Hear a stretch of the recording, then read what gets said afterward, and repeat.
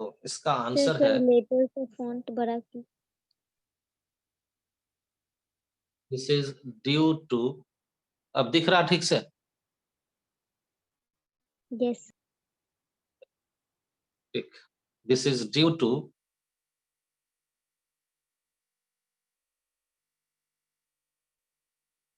presence of intermolecular force of attraction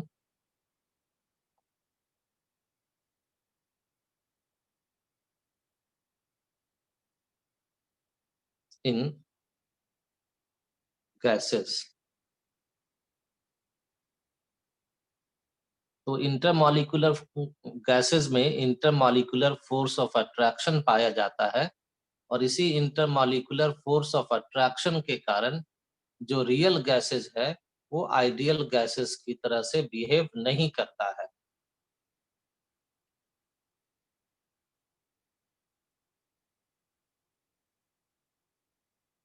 Then what happens at low pressure and high temperature? That real gases behave ideally। जब gases में intermolecular force of attraction है जिसके कारण से वो ideal gas की तरह से बिहेव नहीं कर पाता, तो फिर ऐसा क्या है कि लो प्रेशर पर वो आइडियल गैस की तरह बिहेव करता है, या फिर कहते हैं कि हाई टेम्परेचर पर भी बिहेव करता है? तो किस कारण से हम लोगों को ये भी जानना होगा कि क्यों लो प्रेशर और हाई टेम्परेचर पर रियल गैसेस आइडियल गैसेस की तरह से बिहेव करने लगता है। तो इसका आंसर है कि when pressure of gas is very low, its volume is very large, and therefore gas molecules are largely separated from each other।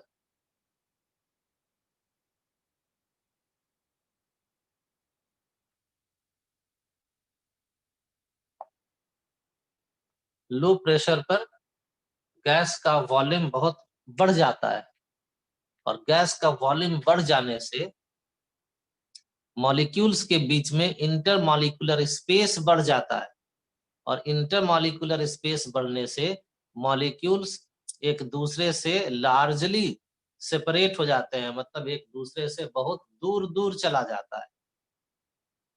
और इसके कारण से due to this intermolecular force, जब मॉलिक्यूल्स दूर दूर चला जाएगा तो intermolecular force of attraction becomes negligible।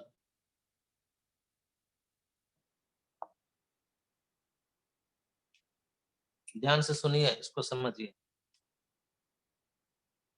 कि रियल गैसेस आइडियल गैस की तरह बिहेव इसलिए नहीं करता क्योंकि रियल गैसेस में इंटरमॉलिक्यूलर फोर्स ऑफ अट्रैक्शन होता है, और कहा गया था कि आइडियल गैसेस में इंटरमॉलिक्यूलर फोर्स ऑफ अट्रैक्शन नहीं होता है। लेकिन बाद के एक्सपेरिमेंट्स में पाया गया कि गैसेस में इंटरमॉलिक्यूलर फोर्स ऑफ अट्रैक्शन होता है, और इसी के कारण से रियल गैस और आइडियल गैस का बिहेवियर अलग अलग हो जाता है। रियल गैस गैस लॉज को हमेशा ओबे नहीं करता है। तो फिर दूसरा क्वेश्चन है कि रियल गैसेस जब गैस लॉज को ओबे नहीं करता है तो फिर वो लो प्रेशर और हाई टेम्परेचर पर क्यों ओबे करने लगता है? तो इसके बारे में एक्सप्लेनेशन दिया गया कि जब लो प्रेशर कर देते हैं तो गैस का वॉल्यूम बहुत ज्यादा बढ़ जाता है। गैस का वॉल्यूम बढ़ जाने का मतलब है कि गैस मॉलिक्यूल्स एक दूसरे से बहुत ज्यादा सेपरेट हो जाता है, और सेपरेट होने का मतलब है कि गैस मॉलिक्यूल्स के बीच में इंटरमॉलिक्यूलर फोर्स अब नेग्लिजिबल हो गया। लेकिन कब हुआ? जब इस सेपरेशन बढ़ गया, मॉलिक्यूल्स के बीच की दूरी बढ़ गई। सेपरेशन कब बढ़ा? जब वॉल्यूम बहुत लार्ज हो गया। वॉल्यूम लार्ज कब हुआ? जब या तो प्रेशर बहुत लो हो या टेम्परेचर बहुत हाई हो। आगे लिखो, similarly at high temperature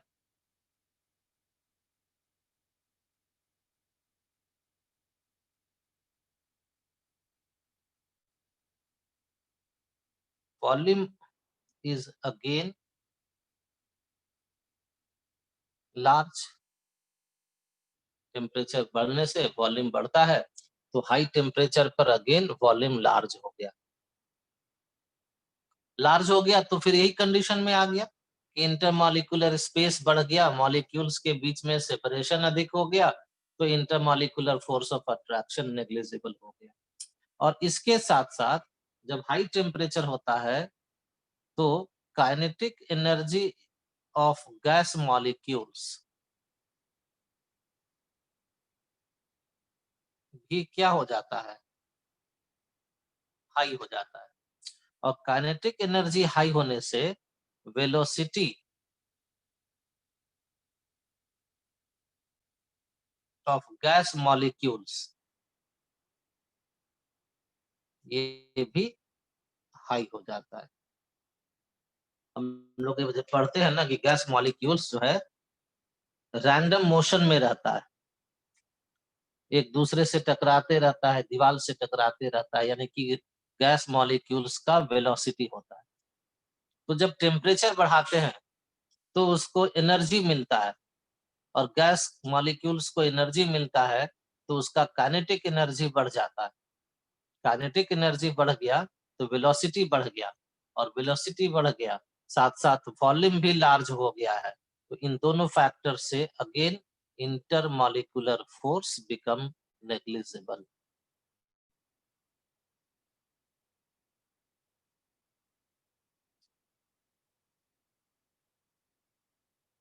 hello sir. हाँ बोलिए। सर अभी यहीं से स्टार्ट किया कि इसके पहले भी कुछ लिखवाए थे? यहीं से शुरू किया, इसी पेज से, इसी पेज से शुरू हुआ।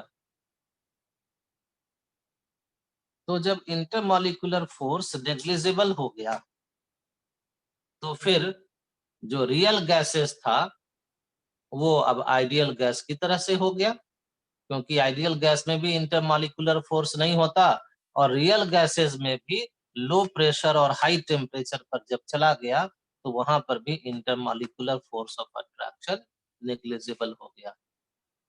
तो इस तरह से रियल गैस आइडियल गैस के प्रॉपर्टी की तरह से हो गया। रियल गैस का प्रॉपर्टी आइडियल गैस की प्रॉपर्टी की तरह से हो गया, तो रियल गैस आइडियल गैस की तरह से बिहेव करने लगता है। मतलब ये हुआ कि लो प्रेशर और हाई टेम्परेचर पर रियल गैसेस भी गैस लॉ को ओबे करने लगता है। पीवी इक्वल टू कांस्टेंट हो जाता है, पीवी इक्वल टू एनआरटी हो जाता है, और कॉम्प्रेसिबिलिटी फैक्टर जेड का वैल्यू भी 1 मिलने लगता है।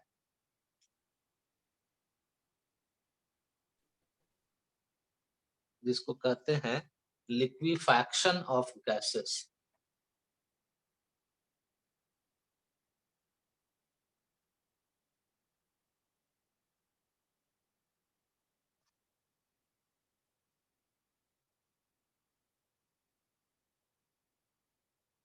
लिक्विफैक्शन, लिक्विफिकेशन नहीं टर्म है, लिक्विफैक्शन है। हाँ, इसको समझते हैं लिक्विफिकेशन ही, समझते हैं लिक्विफिकेशन, लेकिन जो टर्म दिया गया वह है लिक्विफैक्शन, जिसका मतलब है conversion of gases into liquids। और कैसे कन्वर्ट करते हैं, तो यहाँ पर दो काम करना पड़ता है। गैसेस को लिक्विड में कन्वर्ट करने के लिए दो काम करना पड़ता है। एक काम pressure on gas is increased, gas के ऊपर प्रेशर को बढ़ाया जाता है और इसके साथ साथ उसके टेम्परेचर को कम किया जाता है।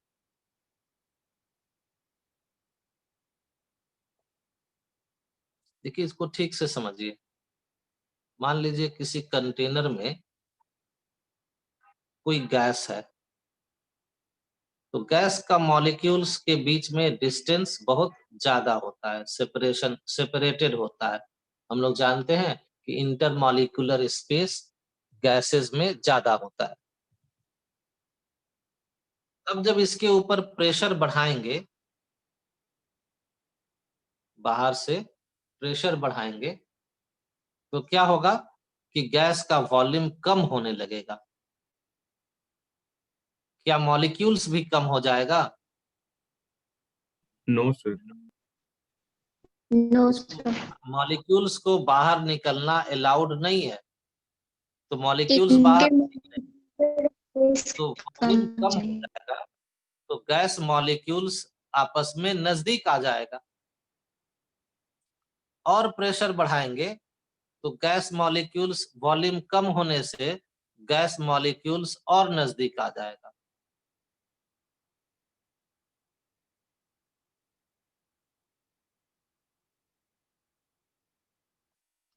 और आप गैस और लिक्विड में अंतर समझते हैं कि गैस में इंटरमॉलिक्यूलर स्पेस इज लार्ज और लिक्विड्स में इंटरमॉलिक्यूलर स्पेस इज लेस। तो प्रेशर बढ़ाने से गैस का ये जो प्रॉपर्टी है वो लिक्विड की तरह से होने लगा कि इंटरमॉलिक्यूलर स्पेस कम हो गया।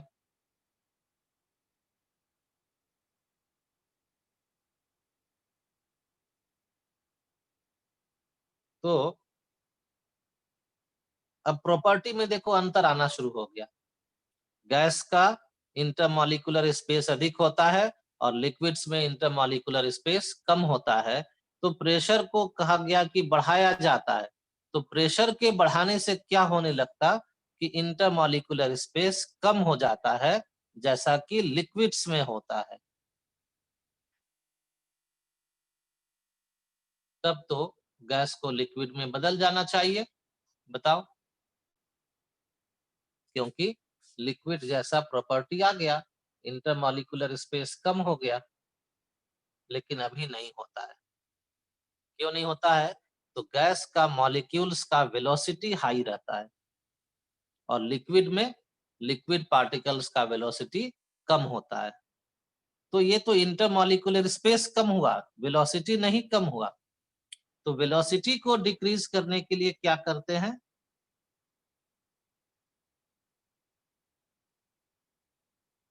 देखिए आगे, to decrease velocity of gas molecules, its kinetic energy is to be decreased। Velocity को कम करने के लिए काइनेटिक एनर्जी को कम करना होता है और एनर्जी कम करने के लिए it requires temperature to be decreased.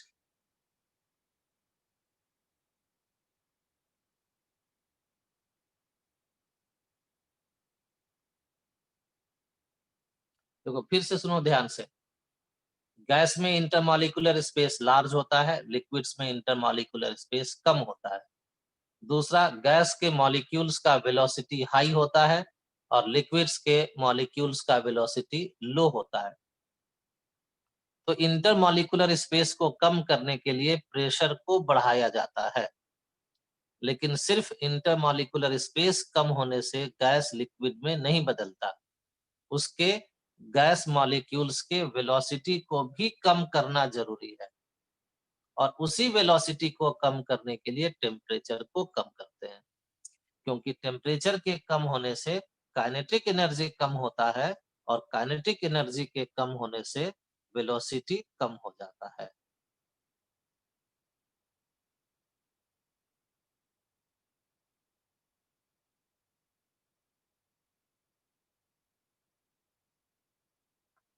देखिए इतना लिख करके बताइए। टेम्परेचर को कम करते जाते हैं तो एक समय ऐसा आता है कि वो लिक्विड वो गैसियस स्टेट से, मतलब वो सब्सटेंस गैसियस स्टेट से कन्वर्ट हो करके लिक्विड स्टेट में बदल जाता है। देखिए, when pressure is increased and temperature is decreased,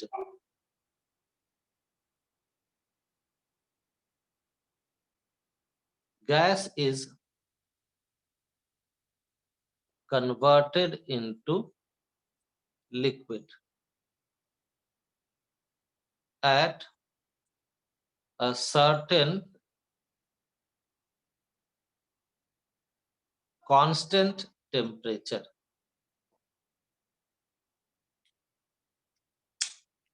Second, the pressure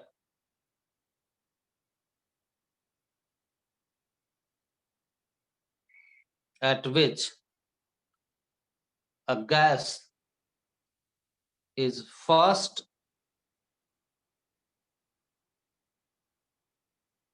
converted into liquid is called critical pressure, denoted by PC.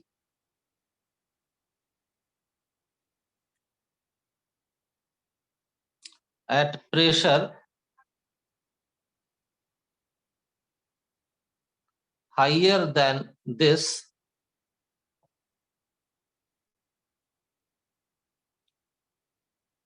the gas can be easily converted into liquid.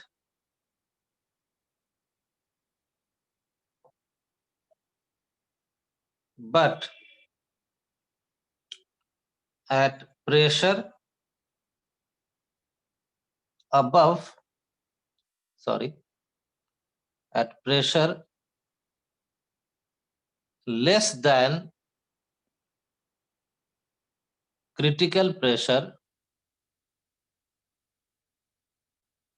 the gas is not converted into liquid.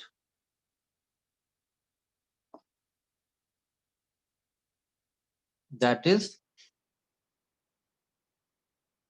the minimum pressure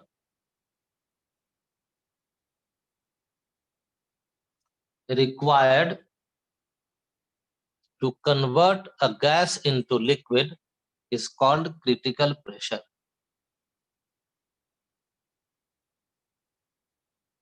Required to convert a gas into liquid is called critical pressure. अब जो लिखा है इसको समझिएगा, पहले आप note करके बताइए कब नोट कर लिए, फिर इस पर डिस्कशन करेंगे।